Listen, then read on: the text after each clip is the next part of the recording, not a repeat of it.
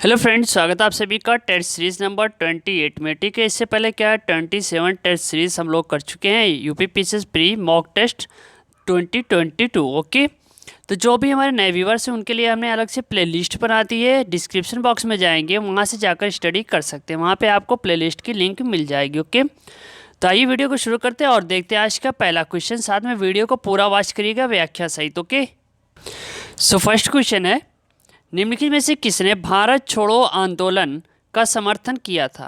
तो यहाँ पे राइट ऑप्शन होगा ऑप्शन सी, यानी पारसियों ने, मुस्लिम लीग, साम्यवादियों ने एवं हिंदू महासभा ने भारत छोड़ो आंदोलन का समर्थन नहीं किया था। ओके, सो नेक्स्ट क्वेश्चन है, कैबिनेट मिशन के प्रस्ताव में क्या शामिल नहीं था?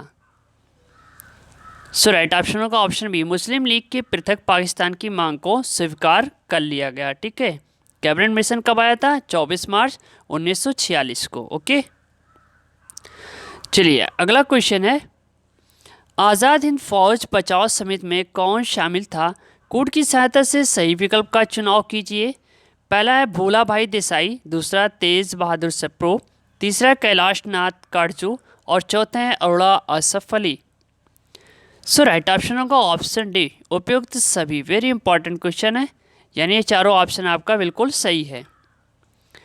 चलिए अगला क्वेश्चन है, जलवायु परिवर्तन का कारण निम्नलिखित में से कौन नहीं है? तो राइट ऑप्शन होगा ऑप्शन ए, यानी महाद्वीपों और महासागरों के ऊष्मन एवं शीतलन में अंतर। सो नेक्स्ट क्वेश्चन है, निम्नलिखित में से कौन से जलवायु परिवर्तन के प्रमुख कारक है? पहला है जीवाश्मिक ईंधन का अधिकाधिक प्रज्वलन, दूसरा है तेल चलित स्वचालितों की संख्या विस्फोटन, तीसरा है सौर धधक में वृद्धि, चौथा है अत्यधिक वनोन्मूलन। ओके, सो राइट ऑप्शन होगा ऑप्शन बी, पहला, दूसरा और चौथा इज द राइट ऑप्शन होगा। ओके फ्रेंड, चलिए अगला क्वेश्चन है, बम्बई नेचुरल हिस्ट्री सोसाइटी के संदर्भ में निम्नलिखित कथनों पर विचार कीजिए। पहला कह रहा है कि ये पर्यावरण एवं वन मंत्रालय के अधीन एक स्वायत्त संगठन है। दूसरा, ये क्रिया आधारित अनुसंधान, शिक्षा एवं लोक जागरूकता के माध्यम से प्रकृति को बचाने का प्रयास करता है। तीसरा, ये आम जनता के लिए प्रकृति खोज यंत्राओं एवं शिविरों का आयोजन एवं संचालन करता है। ठीक है, सो यहाँ पे राइट ऑप्शन होगा ऑप्शन सी। ठीक, दूसरा और तीसरा ऑप्शन जो है वो आपका सही है। सो नेक्स्ट क्वेश्चन है, निम्नलिखित कथनों पर विचार कीजिए। पहला है कि जैव विविधता हॉटस्पॉट केवल उष्णकटिबंधीय प्रदेशों में स्थिर है। दूसरा है, भारत में 4 जैव विविधता हॉटस्पॉट पूर्वी हिमालय, पश्चिमी हिमालय, पश्चिमी घाट तथा सुंडालैंड निकोबार द्वीप है। ठीक है, उपयुक्त कथनों में से कौन सा कथन सही है? तो राइट ऑप्शन होगा ऑप्शन डी। देखिए, जैव विविधता हॉटस्पॉट उष्णकटिबंधीय प्रदेशों के साथ साथ उच्च अक्षांशीय प्रदेशों में भी पाए जाते हैं। भारत के 4 जैव विविधता हॉटस्पॉट है, पूर्वी हिमालय, पश्चिमी घाट, सुंडालैंड, ओके, इंडो बर्मा क्षेत्र में। सो नेक्स्ट क्वेश्चन है, निम्नलिखित कथनों पर विचार कीजिए। पहला है कि राष्ट्रीय उद्यान की सीमा रेखा विधान से परिभाषित होती है। दूसरा है, आरक्षित जैव क्षेत्र की घोषणा वनस्पति जात और प्राणी जात की कुछ विशिष्ट जातियों के संरक्षण के लिए की जाती है। तीसरा है, वन्य प्राणी अभयारण्य में समिति जीवीय हस्तक्षेप की अनुमति होती है। उपयुक्त कथनों में से कौन सा कथन सही है? देखिए, यहाँ पे राइट ऑप्शन होगा ऑप्शन सी, केवल पहला और तीसरा। ठीक है, यानी राष्ट्रीय उद्यान की सीमा रेखा विधान से परिभाषित होती है। तीसरा, वन प्राणी अभयारण्य में सीमित जीवीय हस्तक्षेप की अनुमति होती है। चलिए अगला क्वेश्चन है, नीचे 2 वाक्यांश दिए गए हैं। पहला ए, प्राकृतिक वनस्पति जलवायु का सही सूचकांक है।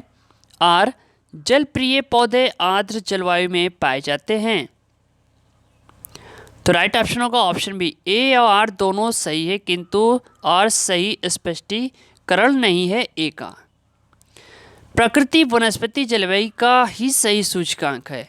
वायुमंडल में वैश्विक तापन से प्राकृतिक वनस्पति में भी परिवर्तन हो रहे हैं। जल प्रिय पौधे आर्द्र या दलदली भूमि में पाए जाते हैं। आधार कथन एवं कारण दोनों सही है, लेकिन कारण कथन की सही व्याख्या नहीं कर रहा है। चलिए अगला क्वेश्चन है, प्रदूषकों को उनके दीर्घकालीन प्रभाव के साथ दिए गए कोड की सहायता से सुमेलित कीजिए। कार्बन मोनोऑक्साइड, नाइट्रोजन के ऑक्साइड, धूल कण एवं सीसा। तो राइट ऑप्शन होगा ऑप्शन सी, पहला, दूसरा, तीसरा और चौथा। कार्बन मोनोऑक्साइड लीवर और किडनी को क्षति, नाइट्रोजन के ऑक्साइड कैंसर, धूल कण श्वास संबंधी रोग एवं सीसा केंद्रीय nervous system. Very important question, note कर लेना। चलिए सो नेक्स्ट क्वेश्चन है, भारत में पाई जाने वाली खराई ऊँट के बारे में अनूठा क्या है? पहला कह रहा है कि ये समुद्र जल में 3 किलोमीटर तक तैरने में सक्षम है। दूसरा कह रहा है ये मैंग्रोव की चराई पर जीता है। तीसरा है ये जंगली होता है और पालतू नहीं बनाया जा सकता। नीचे दिए गए कोड का प्रयोग कर सही उत्तर चुनिए। तो इसका राइट ऑप्शन होगा ऑप्शन यानी पहला और दूसरा सही है। खराई ऊँट की एक प्रजाति है जो गुजरात के कच्छ के खराई क्षेत्र में पाई जाती है। खराई ऊँटों की एक विशिष्टता होती है कि ये कच्छ वनस्पति यानी मैंग्रोव की खोज में समुद्र में 3 किलोमीटर से अधिक यात्रा करते हैं। सो नेक्स्ट क्वेश्चन है, भारत में निम्नलिखित में से कौन एक जैव विविधता हॉटस्पॉट है? सो राइट ऑप्शन होगा ऑप्शन ए, पूर्वी हिमालय।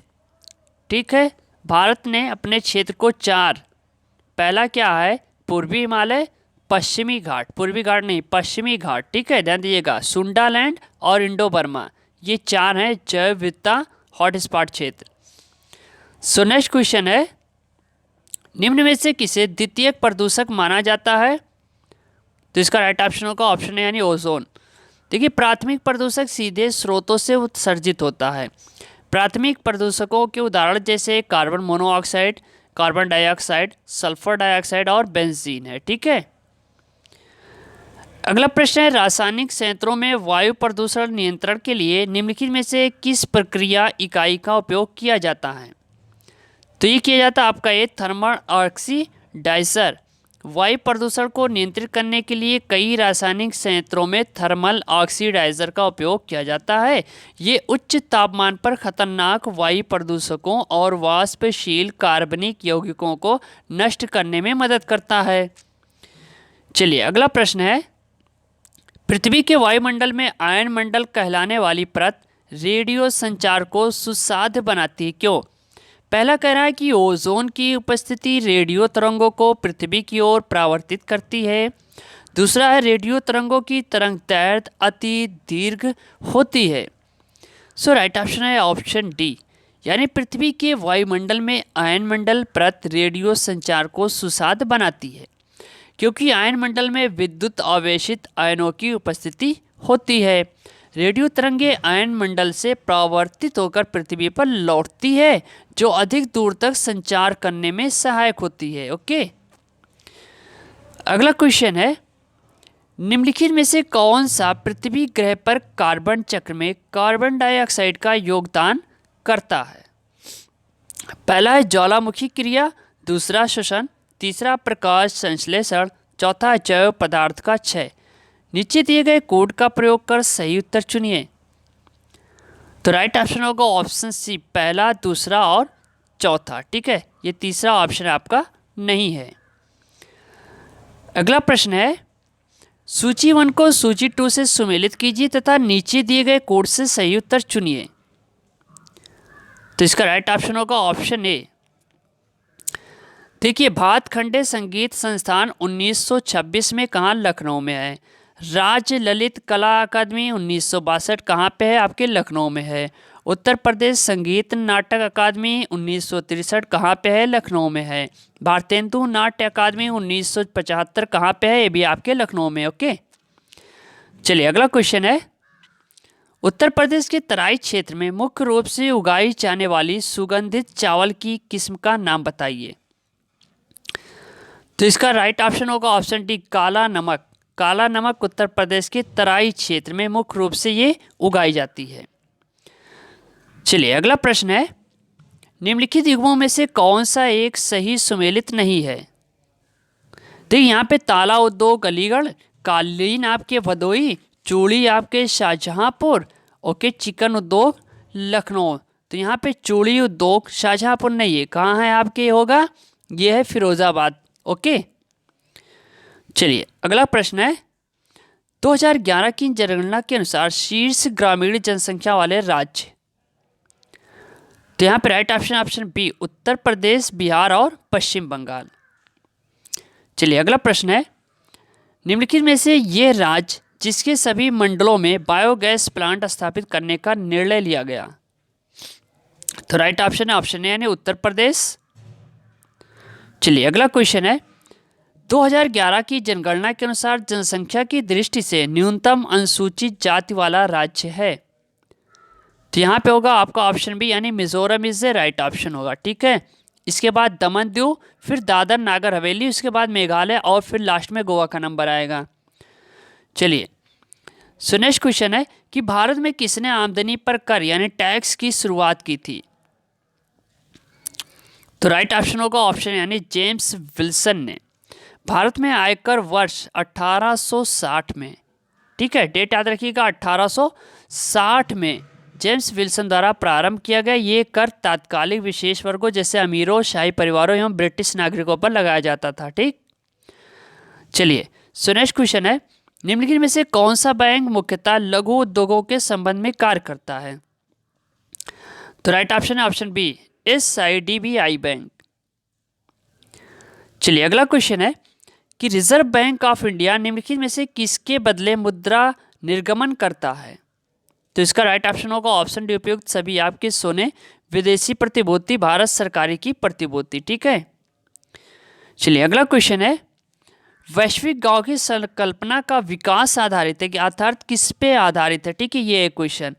सो राइट ऑप्शन होगा ऑप्शन डी परिवहन एवं संचार का विकास करना, ग्लोबल विलेज जिसे कहते हैं। ठीक है, चलिए नेक्स्ट क्वेश्चन है, निम्नलिखित पर विचार कीजिए।